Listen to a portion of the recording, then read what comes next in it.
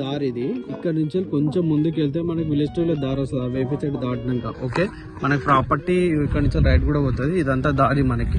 ఇది canal road, canal facing తోటి ఉంటుంది. అక్కడ లైన్ మ్యాన్ ఉంది కదా, అక్కడ ట్రాన్స్ఫర్ కూడా ఉంది. సైట్ ఇక్కడనే ఈ వేప చెట్టు నుండి మనకి ల్యాండ్ స్టార్ట్ అవుతుంది.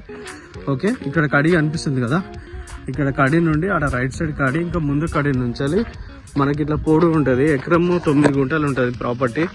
ఓకే, మొత్తం ఇట్లా ఇటు సైడ్ రోడ్ ఫేసింగ్ ఉంటుంది. ఈస్ట్ ఫేస్ తోటి వస్తుంది మనకి. ఇటు ఈస్ట్ వెస్ట్, ఇటు డెప్త్ ఏమో వెస్ట్ వస్తుంది. అక్కడ ఎదురుగా వేప చెట్టు కనిపిస్తుంది కదా లోపలికి, అక్కడ దాకా వస్తుంది మనకు. అక్కడ వేప చెట్టు కనిపిస్తుంది కదా, అక్కడ దాకా మొత్తం చుట్టూ కడీలేసి ఉంటాయి. ఆడొకటి కడీలేసి ఉంటాయి మనకి.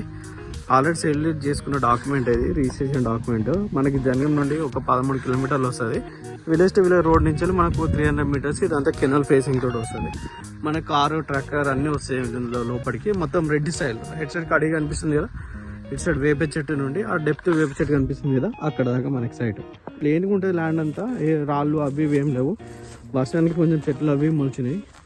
ల్యాండ్ అంతా క్లియర్ టైటిల్, సేల్ డాక్యుమెంట్. ఎదురుగా వేప చెట్టు దాకా ఉంటుంది ప్రాపర్టీ. జనగం నుండి కూడా మనకి దగ్గర ఉంటాయి. 13 కిలోమీటర్లో మనకి ఇక్కడికి వచ్చేస్తాం మనం. ఓకే, డబుల్ రోడ్ ఈ నుంచి ఒక 2 కిలోమీటర్ ఉంటుంది మనకి ఈ నుంచి. ఇది ప్రాపర్టీ.